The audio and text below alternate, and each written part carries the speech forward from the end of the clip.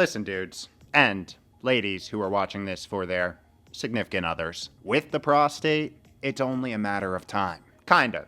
That is. Because as we get older, this walnut-shaped organ tends to cause exponentially more problems than its counterparts, and at what seems to be an exponentially faster rate. So much so, some experts tease that men over 80 will either die of prostate cancer or die with it. Hopefully, that's not true, but I think it warrants a deeper look just in case.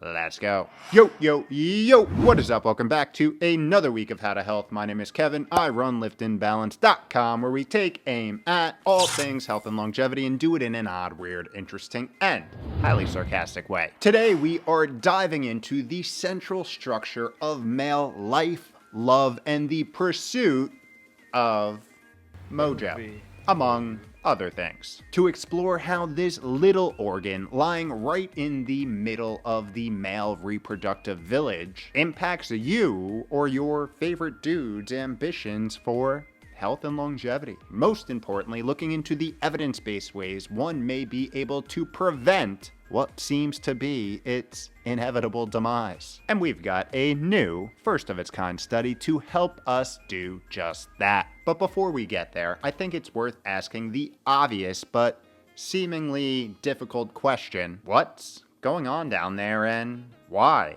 is it going on? Because it is estimated that 1 in 8 men will develop prostate cancer at some point in their life, which doesn't seem like a whole lot until you put it in the perspective that 60% of prostate cancer cases are diagnosed after the age of 65, when there is a significantly less size of that initial population left standing, suggesting that it's likely a little bit of a bigger problem for men as long as they're lucky enough to make it to those golden years. In fact, you may be surprised to hear, because I know I was, that aside from skin cancer, prostate cancer is the most common type of cancer among men in the United States, with the American Cancer Society estimating over 200,000 diagnoses per year, and over 30,000 deaths were attributed to it in 2022 alone. And since women don't have a prostate, we are talking solely male deaths here.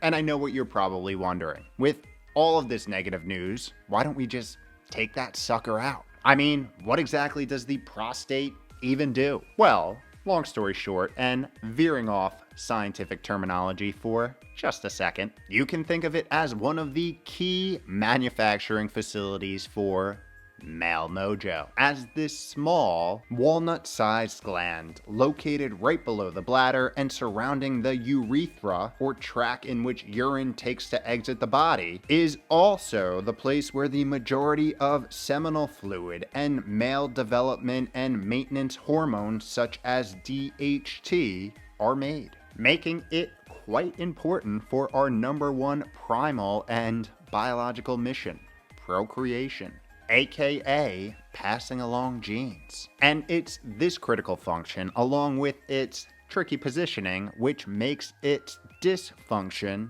and the fact that for some unknown reason it tends to grow and expand as we age, an uncomfortable problem. A problem which can often start in middle adulthood with a condition known as prostatitis, a situation where the prostate becomes chronically inflamed, often stemming from a bacterial infection in the urinary tract or other inflammatory stimuli in the area, with nailing down the exact cause being a challenging endeavor for even the top specialists in the field. And although many times these problems are not noticeable enough to go to the doctor in early and middle adulthood, this tends to change, for reasons we still don't understand, when parts of the prostate begin to grow, oftentimes resulting in the narrowing of the channel the urethra has to excrete urine, a thickening of the bladder wall, and ultimately bathroom problems for older men.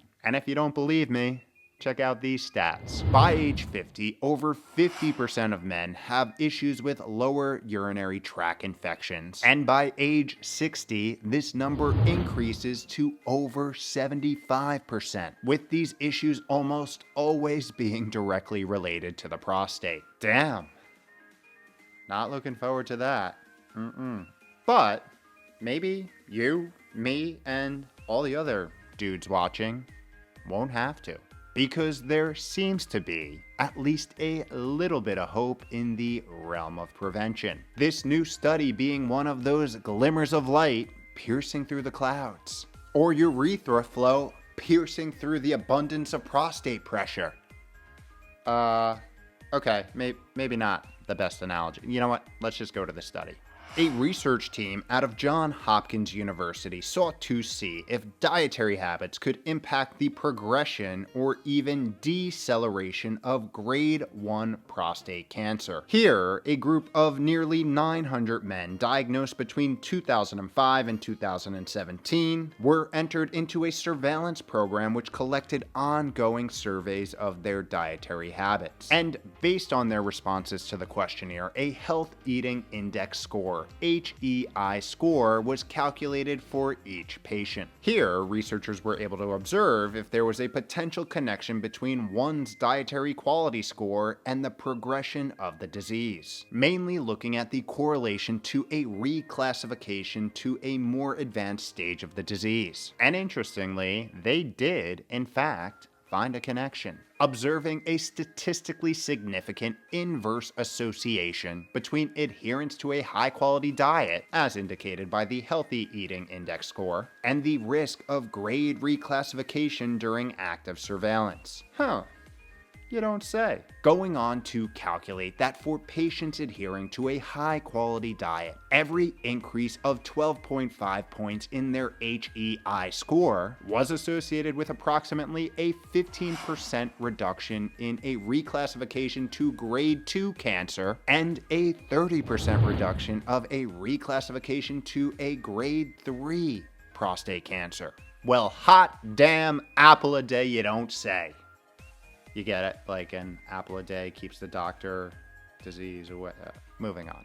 Now, just like any other study, there were some limitations. The main ones being bias-prone self-reporting and a overly heavy representation of the white male demographic. However, these results are nonetheless interesting and promising, once again indicating that the body often responds to the environment that we put it in. With that in mind, and on the topic of environment, I bet you're wondering, I'm a mind reader, what can I say? Can we use this tool along with its potential powers to preserve our prostate's mojo for longer?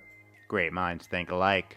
Let's talk about it. As you know from all of our other powwows, the key to longevity, aka living long and finishing strong, is delaying the onset of problems, aka disease, rather than managing them for longer. And the best tool we have in the longevity toolbox to do just that is lifestyle. And although there's still a lot of mysteries around the ifs, hows, and whys, the prostate becomes increasingly problematic as we age, the research to date has shown that the way you live your life makes a difference. For example, one study displayed that for every 1 hour increase in sedentary behavior, participants were 16% more likely to have an elevated PSA concentration. PSA being prostate-specific antigen, or a blood biomarker often used to assess risk. And for every 1 hour increase in light physical activity, participants were 18% less likely to have an elevated PSA concentration. Kinda makes you want to get off your ass a little bit, right? Another study found that layering an ultra-processed diet on top of a sedentary lifestyle, specifically being sedentary for over 9 hours per day, increased men's overall risk of developing prostate cancer. Not a great look for the modern Western lifestyle. In contrast, there have been several studies linking different nutrients, phytonutrients, and antioxidants found naturally in many fruits and vegetables to a preservation of prostate health health and function. This includes, but is not limited to, red lipozene-containing foods, isoflavonoids in beans, legumes, and soy, folate, abundant leafy greens, and even antioxidants from coffee. Yep, another reason to drink your morning coffee or tea. But probably not the caffeinated milkshakes you get from your local Starbucks or Dunkin', so know the difference. And when you put all this data together, it suggests that one of the best things that you can do for your mojo is eat a high-quality, real whole food diet filled with wild, grass-fed, free-range, and organic products to fuel your body properly and avoid those inflammatory additives and chemicals as much as possible. Because if I were a betting man, chronic inflammation would be at the top of my list for potential prostate mojo killing drivers. Quite frankly, because it is a driver and exacerbator of basically every cellular and metabolic issue that we have. So doing all of the things that help keep inflammation at bay, such as consistent high-quality circadian aligned sleep, getting out in nature, controlling stress, doing that aforementioned real food eating, and avoiding those unnecessary toxins in the everyday world will probably make a big difference for your prostate in the long run.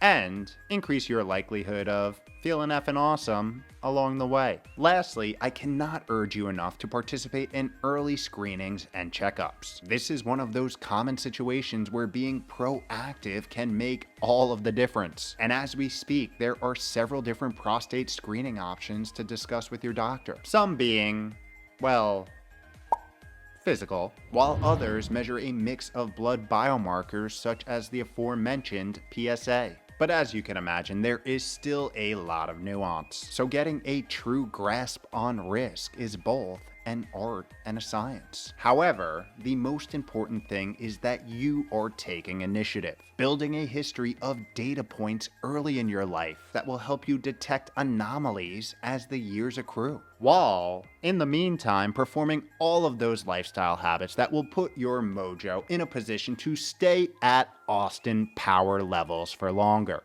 Yeah. Yeah, baby. Yeah.